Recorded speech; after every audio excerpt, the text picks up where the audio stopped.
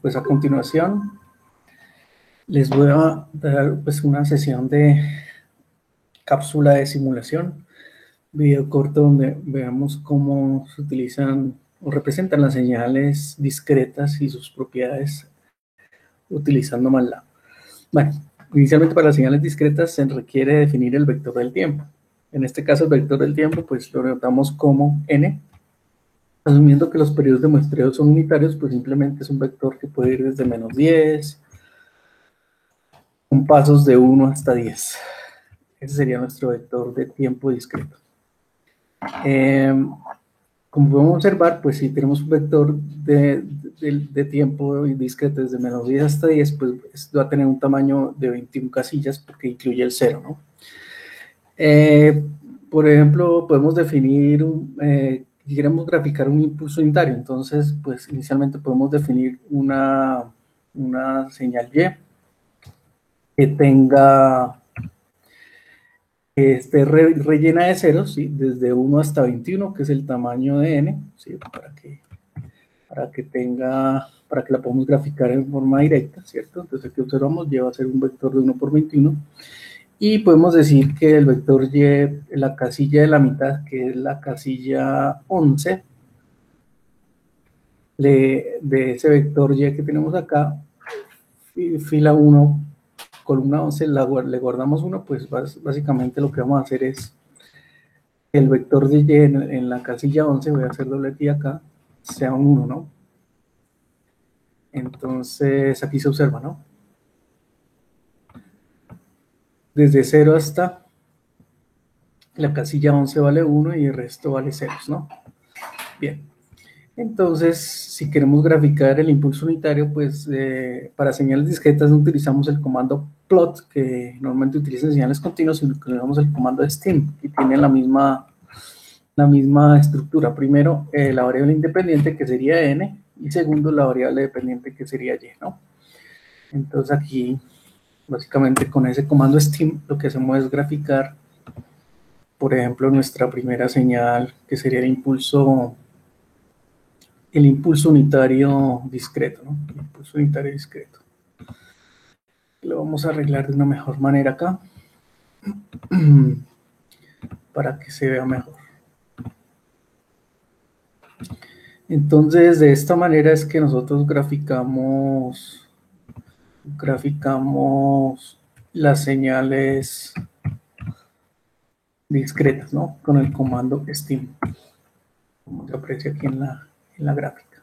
Señales discretas. Si quisiéramos un impulso desplazado, pues simplemente definimos un desplazado de 2 muestras, pues le colocamos acá 13, ¿no? Entonces voy a hacerlo acá. Nuevamente Y lo defino con vector de ceros, y Y ya en la casilla 13 le coloco un 1, ¿cierto? Y le doy stim. Bueno, lo voy a hold on para que se mantenga la señal, ¿cierto? Y le doy stim n, y, que ya la había actualizado con un impulso desplazado, ¿no? Un impulso desplazado hacia la derecha, que es el que se aprecia acá, ¿no? Hacerlo de color rojo para que se vea el impulso desplazado. ¿Listo? Entonces, de esta manera es que podemos graficar impulsos, comandos zeros, ones, etc. Bueno, si queremos graficar un escalón unitario discreto, pues la forma más apropiada pues es simplemente decir que Y es igual a step, el comando step fun de t, 0, ¿no? O sea, el tiempo discreto, n, 0. ¿Okay?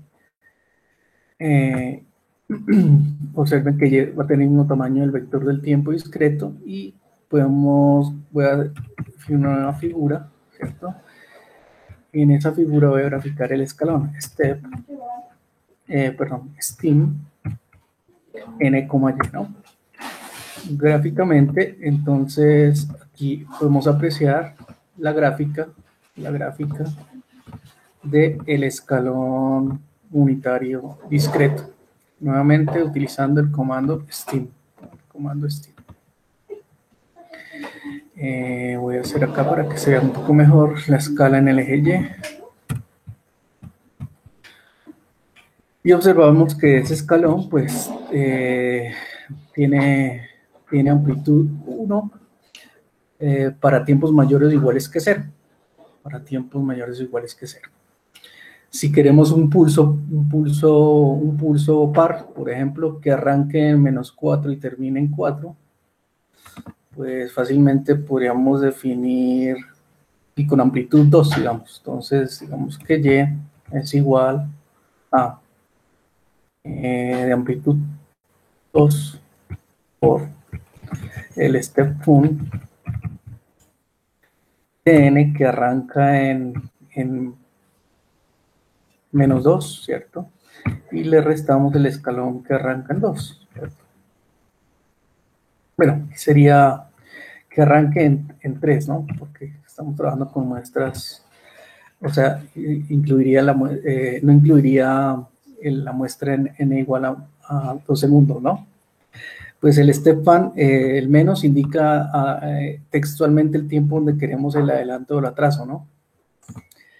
Entonces ya definimos y le doy hold on para que me mantenga la última gráfica ya definida y le damos steam n, y. Entonces ahí lo que vamos a observar en la gráfica es un pulso par,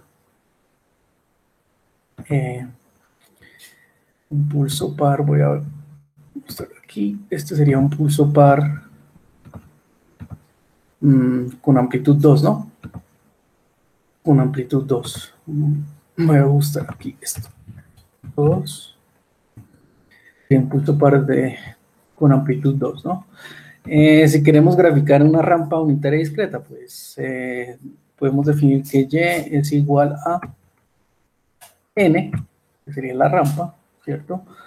Por el step fun que arranca en 0. ¿No?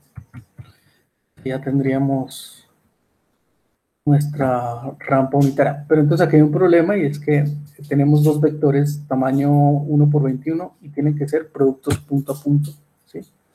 Ahí es importante producto punto a punto de vectores para obtener Y.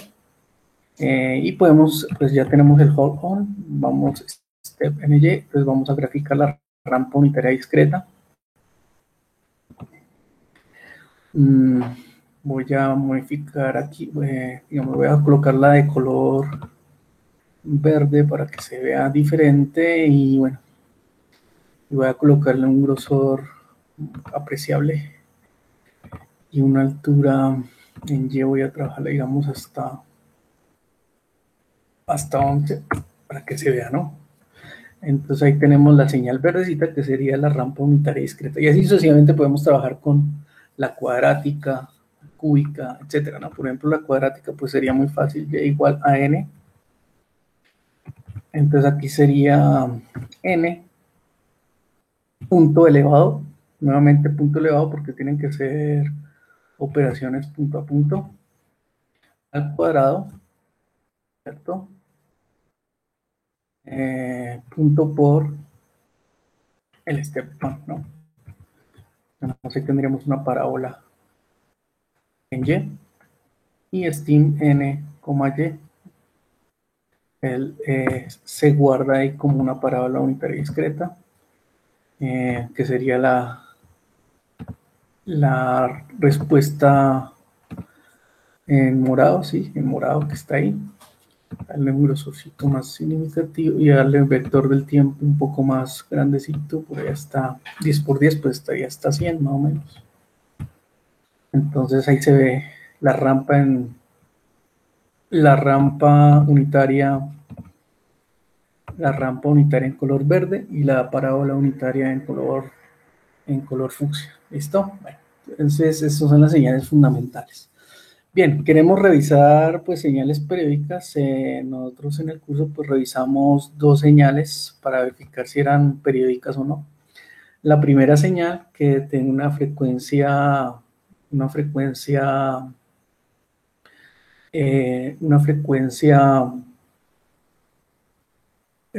angular múltiplo racional de pi, o sea, periódica de pi séptimos. Entonces la idea es pues graficarla, ¿no? Graficarla pi séptimos, donde haciendo el ejercicio pues quiere decir que una señal periódica con 14 muestras donde se repite. Entonces pues simplemente podemos trabajar con Y también. Bueno, definamos el tiempo. Quiero ver varias señales, entonces voy a colocarle desde menos 28 hasta 28, con pasos de 1, ¿cierto? Y definimos Y, que es igual a una función, bueno, ¿qué amplitud tenía el ejercicio que teníamos en clase? Amplitud unitaria, entonces dejémosla con amplitud unitaria, el seno de pi dividido en 7 y dividido en 7 por n, que sería la señal, ¿no?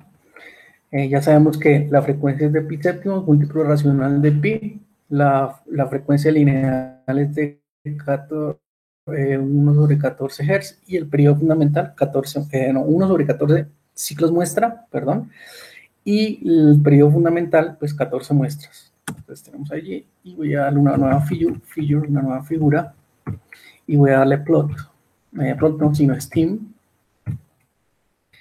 n, y en esa figura, ¿listo? Entonces aquí tenemos la señal. Tratar de hacerle aquí los ajustes para verla de una mejor manera.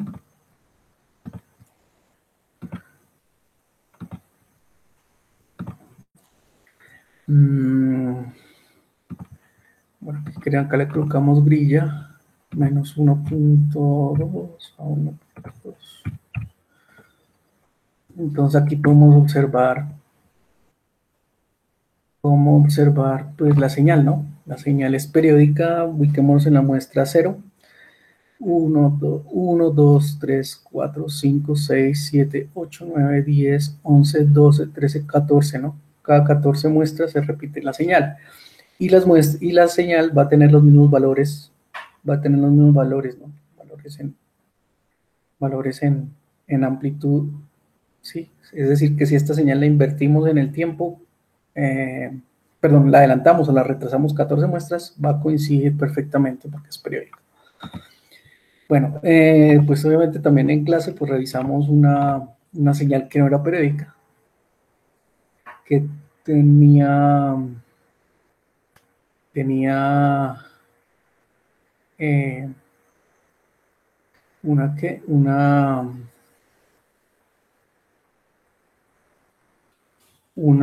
que era múltiplo irracional de pi, ¿no? Entonces, un múltiplo irracional de pi, entonces,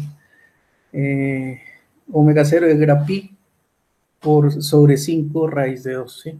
Entonces, 5 raíz de 2, obviamente raíz de 2 es 5 por raíz de 2 es 7.07, pero vamos a hacerlo acá en MATLAB y observar que esa señal pues obviamente no es periódica, ¿no? Entonces podemos, bueno, y ya es la función seno de pi sobre 5 por sqrt 12 por raíz de 2, todo multiplicado por n, ¿no? Creo que me faltó algo aquí. Es que me falta un paréntesis, listo. Y ahora sí le voy a dar Steam, n, y. Bueno, voy a darle hold on para que se grafique en la última figura, ¿cierto? Y le doy Steam, Steam n, y voy a colocarla aquí en color azul para que se diferencie de la otra y vamos a observarla. Obviamente la frecuencia no es un múltiplo racional de pi. Entonces voy a resaltarla con respecto a la otra señal. Primero voy a bajar esta bien delgadita, ¿sí? Y voy a resaltar la señal azul para que observen qué es lo que sucede, ¿no? Entonces, observen, digamos que, bueno, es una función seno cuando la muestra n es igual a 0, pues observen que esta muestra está exactamente en 0, pero después después de un número finito de muestras, no vuelve a cruzar por cero, no vuelve a cruzar por cero, no vuelve a cruzar por cero, no vuelve a cruzar por cero. Eso indica que esta muestra nunca se va a repetir en cero. Si vemos las muestras de los dos picos de la señal, miren, observen cómo está en este semiciclo y cómo está en este semiciclo, pues es por observación, observamos que esa señal, a pesar de que es una señal sinusoidal discreta, no es periódica. ¿Por qué? Porque no tiene múltiplo racional de pi. ¿Listo? Bueno, entonces ahí ya pues tenemos la forma de graficar y operar señales discretas, hacer productos de señales discretas, etcétera, ¿no? Bien, ahora lo que vamos a revisar pues es la teoría muestreo, pues fácilmente lo hacemos a través de Simulink, ¿sí? En Simulink podemos generar dos señales, una señal a una frecuencia determinada y otra señal que sea muestreadora, y mediante el producto de las dos señales pues obtener el muestreo de las señales, ¿no? Simulink pues es la plataforma para modelado de sistemas que tiene MATLAB. Vamos a esperar aquí que nos cargue el Simulink. Quería que estuviera cargado, se demora un poco. Bueno. Entonces la idea es que nosotros en Simulink hagamos el siguiente montaje que les voy a explicar acá.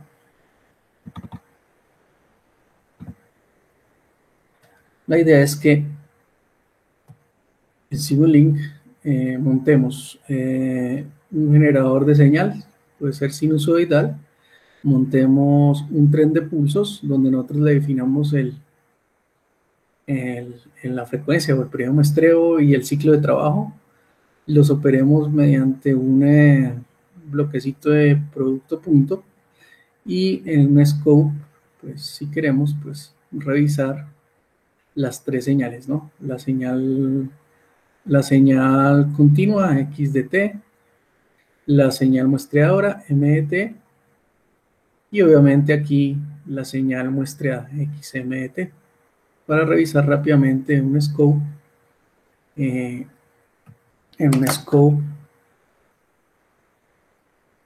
la verificación de la teoría muestreo. ¿Listo? Entonces aquí voy a abrir aquí Open, voy a abrir desde Simulink.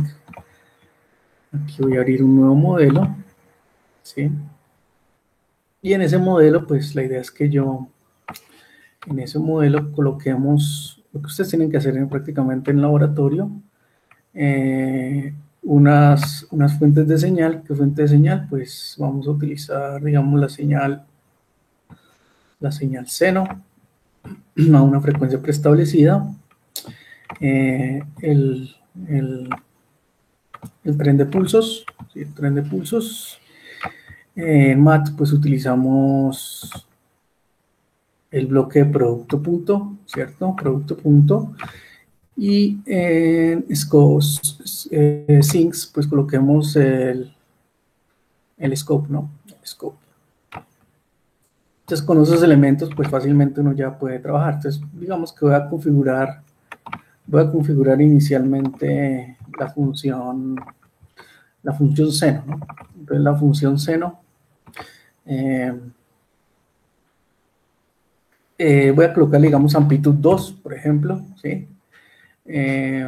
Frecuencia, digamos que es en radianes sobre segundo, entonces digamos que es una señal de 60 Hz, entonces 60 o 120 pi, ¿no? 120 por pi serían 60 Hz en radianes, ¿no? Sin desplazamientos, etcétera, aplicar, ok. El tren de pulsos, entonces, el tren de pulsos, amplitud unitaria, tiene que ser de amplitud unitaria. El periodo, pues si es de 60 Hz, entonces digamos que va a trabajar 60 Hz, pues el periodo de una señal de 60 Hz es 1 sobre 60 segundos, y aplicando teoría muestreo, pues un muestreo apropiado sería 1 sobre 600 segundos, ¿no? 1 sobre 600, o sea, 1 sobre 600, que sería un décimo del periodo fundamental de la señal. El ancho del pulso, pues voy a dejarlo un 10%, que es lo que normalmente se puede hacer en un generador de señales normal. Aplicar, ok. Bien, voy a configurar el scope, entonces para que tengamos unas lecturas, bueno, voy a cerrar acá para que sea un poco mejor. Estamos haciendo. El scope, pues la idea es que se configure de tal manera que tenga buena resolución las respuestas. Entonces, en el scope, pues lo que les recomiendo es que primero, bueno, acá necesitamos 3 ejes para ver las 3 gráficas. En decimación, no dejen decimación, sino sample time, un valor supremamente pequeño, pues porque estoy trabajando con señales de 60 Hz, o sea que un valor de muestreo de 0.001 es bastante apropiado para que ver las señales, o bueno, para ver las señales de mejor manera, ¿no? Con buena resolución. En History, por favor, deshabilitar el límite de datos, ¿sí? Y bueno, y en Style, pues ya es, digamos, adecuar la figura para que pues se pueda observar y ustedes la pueden editar en sus documentos, ¿no? En sus informes. Entonces, aplicar, ok. Entonces, aquí vamos a ver inicialmente aquí la señal X de T, o sea, la señal continua, ¿cierto? Básicamente aquí vamos a conectar, esta sería la señal XMT, o sea, la señal muestreada. Y aquí pues tendríamos el tren de pulsos, aunque no, debería colocar más bien el tren de pulsos en la mitad. El tren de pulsos en la mitad. O sea, aquí estaría la señal muestreadora, MET. En laboratorio pues tendríamos que construir el circuito para que genere ese tren de pulsos. Y aquí pues XMT, ¿no? La simulación, entonces si vamos a trabajar una señal de 60 Hz, ¿cuál es el previo de esa señal? Pues el previo de esa señal es 0.083. Entonces, bueno, entonces la idea es que en 2 segundos fácilmente podemos ver varios periodos de la señal. Voy a colocarle un segundo de simulación. Entonces simulamos y pues vamos a observar la respuesta. Vamos a observar la respuesta de la simulación.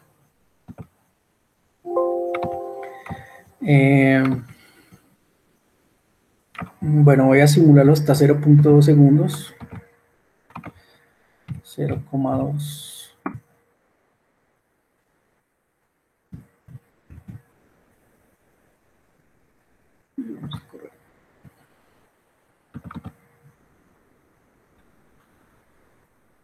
Obviamente, si esta señal es de 60 Hz, ya que estoy muestreando a 600 Hz, pues, ¿qué quiere decir? Pues que estoy teniendo un muestreo de muy buena calidad, ¿no? Entonces, inclusive voy a darle menos tiempo de simulación, 0.05.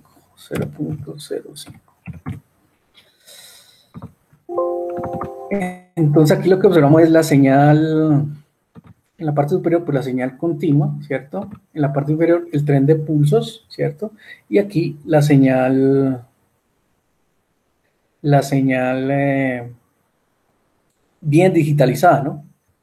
Si tuviéramos una frecuencia al límite de la frecuencia bueno, al límite de Nyquist, ¿no? Digamos que, por ejemplo, 1/115. Si hacemos ese muestreo, pues muy posiblemente tendremos una mala selección de la señal, del primer muestreo, y la señal no corresponde a la señal original, ¿no? Cuando la reconstruyamos, ¿no? Voy a dejarlo nuevamente en 600, ¿sí? O sea, frecuencia de 600 Hz. Y bueno, lo otro que podemos colocar acá es lo que se llama el circuito de reconstrucción de señales, que a nivel electrónico pues es un retenedor de orden cero. Entonces aquí en discontinuous, perdón, en discontinuous, sino en discrete, hay un bloquecito que se llama ZOH. ZOH es ZOH. ZOH. Entonces, lo que voy a hacer acá es tratar de reconstruir la señal, ¿no? Tratar de reconstruir la señal. Voy a agregarle un nuevo eje al scope, ¿sí?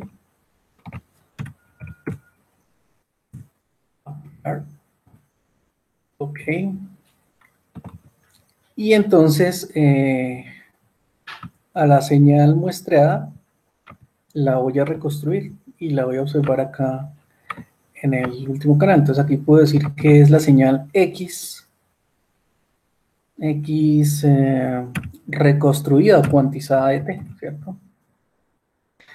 ¿Qué hay que considerar en el retenedor? Pues en el retenedor lo que hay que considerar es el periodo muestreo. ¿Cuál es el periodo muestreo? Pues el mismo con el cual se discretizó. Entonces acá el periodo muestreo era 1 sobre 600, pues aquí el periodo muestreo va a ser 1 dividido en 600. Aplicamos, ok, simulamos y observamos ahí que con ese periodo muestreo, pues la señal de entrada continua que pasó por un conversor, que se multiplicó por un tren de impulsos, que se digitalizó, acá la tenemos muestreada y que después se reconstruyó, pues coincide exactamente, pues tiene la misma información de la señal original, o sea, x de t tiene la misma información que x de t cuando se reconstruye.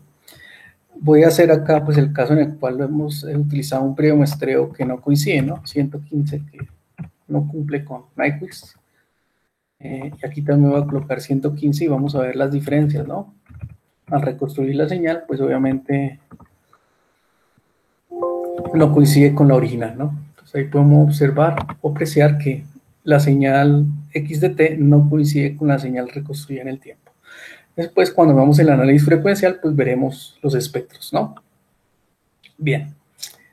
Bueno, y finalmente, pues para terminar con la cápsula,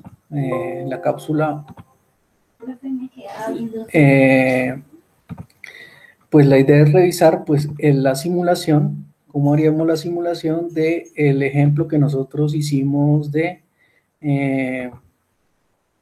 muestreo o digitalización de señales discretas, ¿no? Entonces, pues aquí tenemos en pantalla pues el ejercicio que nosotros hicimos, ¿cierto? Entonces la idea es cómo graficamos la señal continua, que es la que tenemos acá, pues ya tengo el modelo. Entonces en MATLAB pues voy a definir un vector del tiempo continuo. La señal está definida en qué tiempos, entre menos 5 y 5. Bueno, voy a definirla, porque nosotros seleccionamos un periodo muestreo de 0.4, entonces voy a definirla desde menos 4.8 con una buena resolución, porque va a ser continuo, con pasos de 0.01 hasta 4.8. ¿Listo? ¿Cómo sería esa función? Entonces voy a hacerla paso a paso. Entonces, y o x, ¿no? La llamamos x es igual, bueno, x1, que sería el primer segmento, es igual a ¿quién? A la rampa que se ha definido ahí, t más 2, punto por, lo que sería step fun. Esta rampa arrancaba en menos 4 y terminaba en menos 2, ¿cierto? Le doy punto y coma. Voy a definir, bueno, x2 que va a ser igual a, o sea, acá voy a definir x2 que va a ser igual a x1, que ya definí el segmento de la rampa más el segmento de la función seno. Esa función seno tenía valor menos 3 por el seno de pi dividido en 2 por n, ¿cierto? Ese seno, y aquí estaría multiplicado a punto por. Entonces, ese punto por es por el escalón que arrancaba en menos 2 y terminaba en menos 1, ¿no? Entonces acá este fun que arranca en -2 y termina en -1. Algo pasó acá. Algo pasó acá. Es que lo multipliqué por t, ¿no? Y es por n y es por t acá. Ahora sí. Viene el tiempo continuo.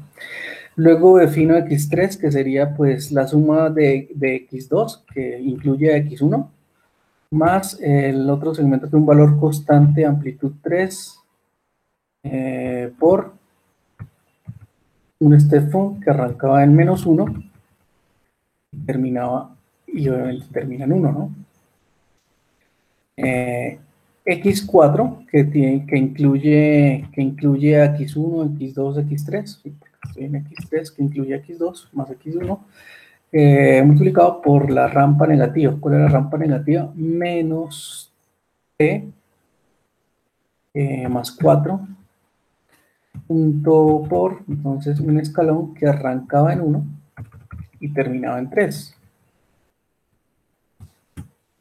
Y pues X total, voy a llamarla X total, pues que va a ser igual a todos los segmentos que hemos definido, X1, X2, X3, X4, más un valor constante que de amplitud 1 que arrancaba en 3 y terminaba en 4. ¿Listo? Entonces, XT es nuestra señal, ¿no? Observen que XT va a tener el mismo tamaño de T, ¿no? Entonces, como es una señal continua, pues, bueno, voy a definir una nueva figura, figure, y le voy a dar aquí plot, que es la señal continua de quién, de la señal T, X total. Entonces vamos a ir aquí a la gráfica respectiva. Voy a darle aquí un ajuste para que se vea mejor. X axis. Entonces acá voy a darle menos 4.8 hasta 4.8. En Y, dejémosla de menos 2, menos 2.2 y acá 3.2 para que se vea mejor, ¿sí? Le damos grilla. Si quieren acá, dejamos que sea mucho más grandecito acá para que se vea mejor la señal y dejémosla en color un poco más vistoso y más grueso. Listo. Entonces, pues esta es nuestra señal, ¿no? El segmento X1, el segmento X2, el segmento X3, X4, X5. Listo. Entonces la digitalización, pues nosotros ya la hicimos, ¿cierto? La digitalización ya la hicimos. Entonces, ¿cómo verificamos esa digitalización? Pues es el modelo que tenemos acá en forma discreta, ¿cierto? Entonces, pues es la misma función, solo que ya vamos a tener, no va a estar en términos de t, sino en términos de nt sub m. Entonces, pues puedo valer del código que hicimos anteriormente, lo que va a variar que es el vector del tiempo. Entonces acá sería, ya no es t, sino ntm, que va a ser igual a que un vector que va desde menos 4.8 con los pasos. ¿Y los pasos cuáles serían? Pues el periodo muestreo hasta 4.8. ¿Listo? Ese sería el vector del tiempo discreto. Ahora vamos a definir la señal ya digitalizada. Pues se hace igual que se hizo en forma continua, solo que en cada término t se reemplaza por nt sub m. ¿Sí? Sería nt sub m. Sería nt sub m. ¿Sí? Volvemos acá, x2. Es la misma función, solo que donde haya un término t se reemplaza por nt sub m, nt sub m y nt sub m. X3, donde haya un término t se reemplaza por nt sub m, nt sub m. Donde haya un x4, donde haya un t se reemplaza por nt sub m, nt sub m, nt sub m. Y bueno, tendríamos X total digitalizada, ¿no? Ya digamos que la X total digitalizada, pues va a ser donde haya un T, término T se reemplaza por n veces el periodo muestreo, que es un vector discreto, ¿no? Entonces ya tenemos XT de total. Le voy a dar hold on para que se mantenga la gráfica y le damos el comando para graficar señales discretas, que sería n, sería xtd, ¿sí? Perdón, y aquí es nt sub m, ¿no? Nosotros definimos el vector del tiempo como nt sub m, perfecto, de color rojo, digamos. Entonces lo que observamos ahí es que ya tenemos la señal digitalizada en forma apropiada, utilizando pues obviamente MATLAB, ¿no? Utilizando MATLAB, donde observamos pues lo que nosotros hicimos en